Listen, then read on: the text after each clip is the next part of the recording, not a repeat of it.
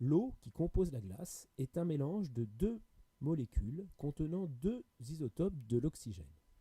99,8% des molécules d'eau contiennent l'isotope 16 et 0,2% contiennent l'isotope 18. Dans le cycle de l'eau, l'isotope lourd 18 se déplace plus difficilement que l'isotope léger 16. Il s'évapore moins facilement à l'équateur, donc la vapeur d'eau est appauvrie en isotope 18 par rapport à l'eau océanique, et tombe plus facilement avec les précipitations qui rythment le voyage de l'eau jusqu'au pôle. Au fur et à mesure de son déplacement vers le pôle, la vapeur d'eau est donc de plus en plus appauvrie en isotope 18. La concentration en oxygène 18 dans les glaces polaires est alors inférieure à celle des eaux océaniques. Et le rapport O18 sur O16 dans la glace est alors faible. On peut déduire les variations locales de la température au-dessus des calottes polaires à partir de la composition isotopique de l'oxygène, O18 sur O16, de l'eau de la glace. On utilise pour cela une valeur appelée le delta O18, dont le calcul s'effectue comme suit. Il est à noter que la valeur de référence, ici le delta O18 sur O16 de l'eau, est celle de la moyenne de l'eau de l'océan actuel. On remarque donc ici qu'au niveau de l'équateur, on a une évaporation, c'est surtout l'isotope 16 qui va s'évaporer, donc on va avoir un delta O18 qui va diminuer par rapport au delta O18 de l'eau de mer. Avec son transport vers les pôles, l'eau va se précipiter et l'eau qui va tomber est majoritairement celle constituée de l'isotope 18 de l'oxygène. Ça veut dire que, au fur et à mesure de son transport vers les pôles, l'eau va s'appauvrir en isotope 18 et s'enrichir en isotope 16 de l'oxygène. Ce qui veut dire que le delta O18 va tendre à diminuer vers les pôles. Les glaces polaires vont donc avoir un delta O18 faible.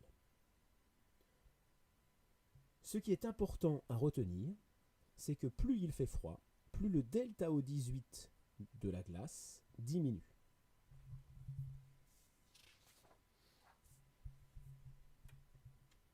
On peut alors établir une droite qui fait office de thermomètre isotopique qui donne pour une valeur de delta O18 une température.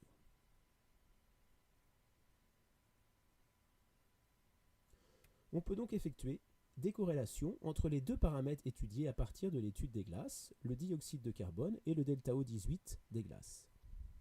On s'aperçoit que vers moins 320 000 ans, le delta O18 des glaces est élevé, attention, elle est ici en valeur négative, et on remarque que dans le même temps, la teneur en dioxyde de carbone du milieu est élevée également. Ce qui veut donc dire que quand la teneur en dioxyde de carbone atmosphérique est élevée, la température l'est également. On remarque une corrélation entre la teneur en dioxyde de carbone atmosphérique et l'évolution de la température.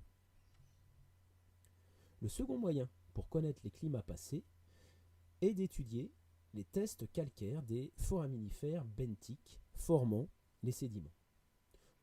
En effet, ces organismes marins élaborent leurs coquilles calcaires à base de carbonate de calcium en puisant de l'oxygène à partir des ions bicarbonate qui possèdent le même rapport isotopique en oxygène que l'eau de mer. En se basant sur le rapport O18 sur O16 de leur test, on peut donc reconstituer des variations de température et donc climatiques. Si la température diminue, le volume de la calotte glaciaire augmente, ce qui entraîne une baisse du niveau marin. L'eau stockée sous forme de glace étant pauvre en isotope 18, l'eau de mer s'en retrouve enrichie. Le rapport O18 sur O16 de l'eau de mer augmente, ainsi donc que le rapport O18 sur O16 des tests qui lui est parfaitement corrélé. On peut alors calculer un delta O18 des tests carbonatés en utilisant la formule suivante. Ce delta O18 des foraminifères sera toujours positif, car le delta O18 sur O16 pris comme référence est celui pris sur des coquilles datées du Crétacé époque sans calotte, où le delta O18 sur O16 est donc très faible. Si la température diminue, alors le delta O18 des tests carbonatés des foraminifères benthiques augmente. C'est cette expression qu'il faut bien avoir en tête, c'est celle-là qui vous servira dans les exercices.